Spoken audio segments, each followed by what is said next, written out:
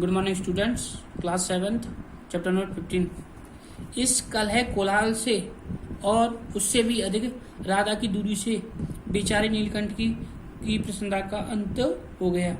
जब राधिका उससे दूर चली गई, नीलकंठ से दूर चली गई, तो उसकी प्रसन्नता से उसका अंत हो गया। क्योंकि जो कुब्जा जो मोरनी थी, वो मोरनी उसको उसके पास नहीं आने देती थी या उसे परेशान करती थी।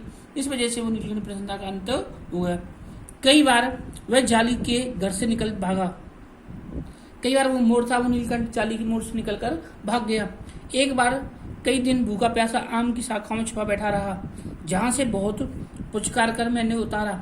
एक बार मेरी खिड़की की शेड़ पर छुपा रहा। वह नीलकंठ मोर था, अब वो छुपने लगा, इस तरह से वो करने लगा।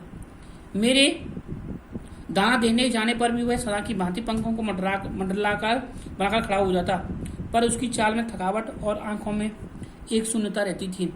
मतलब वो पहले वाली बातें नहीं थी। अपनी अनुभवहीनता के कारण ही मैं अपना आशा करती रही कि थोड़े दिन बाद सब में मेल हो जाएगा। अंत में 3-4 मास के उपरांत एक दिन सवेरे जाकर देखा कि नीलकंठ पूंछ पंख फैलाए धरती पर उसी पर बैठा हुआ था, जैसे खरगोश के बच्चे को पंखों में छिपाकर बैठता था। मेरे पुकारने पर भी उसके न उठने का संदेह हुआ। मैंने उसको पुकारा, लेकिन वो उठकर दोबारा खड़ा नहीं हुआ। वास्तव में नीलकंठ मर गया था। उसकी इस अवस्था को देख लग रहा था कि वास्तव में नीलकंठ मर चुका था। क्यों का उत्तर तो अब तक नहीं मिल सका। वह क्यों मर गया, इसका उत्तर तो मुझे अब तक नहीं मिल चुका है। न उसे कोई बीमारी हुई, न उसके रंग बिरंगे फूलों के स्तब्ध थे, लेकिन गुलदस्ता गुच्छा जैसे शरीर पर किसी चोट का चिन्ह मिला।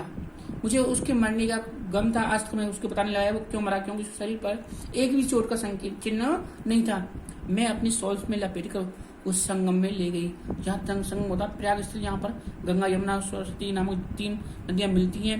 मैं उसे वहाँ पर कमल में लेकर जब गंगा की बीच धारा में मैं उससे प्रभावित किया गया, जब मैंने उसको बहा दिया गया, तो तब उसकी पंखों की चंद्रिकाओं से प्रतिबिंबित होकर गंगा का चौड़ा पाट एक विशाल मयूर के समान तरंगित हो उठा। नीलकंठ के न रहने पर राधा तो निश्चय सी कई दिन कोने में बैठी रही। जब नीलकंठ की मृत्यु हो गई तो राधा तो निश्चय बिना हिला डुलाए या उसके प्राण जैसे प्राणों की सांसों जान में प्राण ही नहीं हो, ऐसे वो बैठी रही। वह कई बार भागकर लौट आया था, अतः वह प्रतीक्षा के भाव के द्वार पर दृष्टि लगाई रहती थी।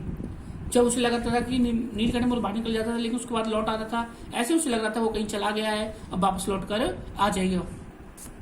पर कुब्जा ने कोलाहल के साथ खोज ढूंढ आरंभ की। खोज के क्रम में वह प्राय जाली का दरवाजा खुलते ही बाहर निकल आती थी और आम, अशोक, कचनार आदि की शाखाओं में नीलकंठ को ढूंढती रहती थी।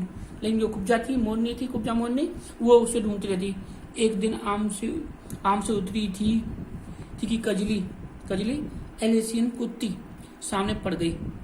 स्वभाव के अनुसार उसे कजली पर भी चोंच के प्रहार किया। परिणाम तक कजली के 2 दांत उसकी गर्दन पर लग गए। दोनों में आपस में लड़ाई हो गई, कुब्जा में और उसमें, और उसके 2 दांत थे उसके पैर गर्दन में लग गए।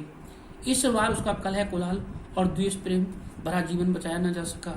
जो उसके अंदर जो कलह कोलाहल था वो आवाजें करती थी या उद्यम चलती थी, या द्वेष प्रेम यानी ईर्ष्या प्रेम का जो भरा जीवन था बचाया न जा सका, अर्थात उसकी भी मृत्यु हो गई।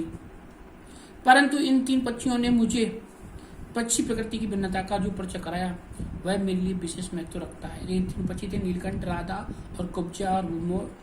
इस तरह से वो विशेष महत्व होता है। राधा प्रतीक्षा में ही दुखेली है। अब राजा थी वो अकेली रह गई है। आषाढ़ में जब आकाश मेघ आच्छादन होते हैं, यानी मेघ ढक जाते हैं, तो तब वह कभी ऊंचे झूले पर और कभी अशोक की डाल पर अपनी केका यानी उस मोर की प्रतीक्षा तीव्रता उसकी नीलकंठ को बुलाती रहती है, अर्थात वह उसको बार पुकारती रहती है। कलह, लड़ाई उपरांत बाद स्तबक, गुलदस्ता गुच्छा, संगम प्रयाग स्थल वह स्थान जहाँ गंगा यमुना और सरस्वती नदियाँ मिलती हैं। प्रहार, चोट, द्वेष, ईर्ष्या, मेघाच्छन्न, बादलों से ढक जाना, तीव्र तेज।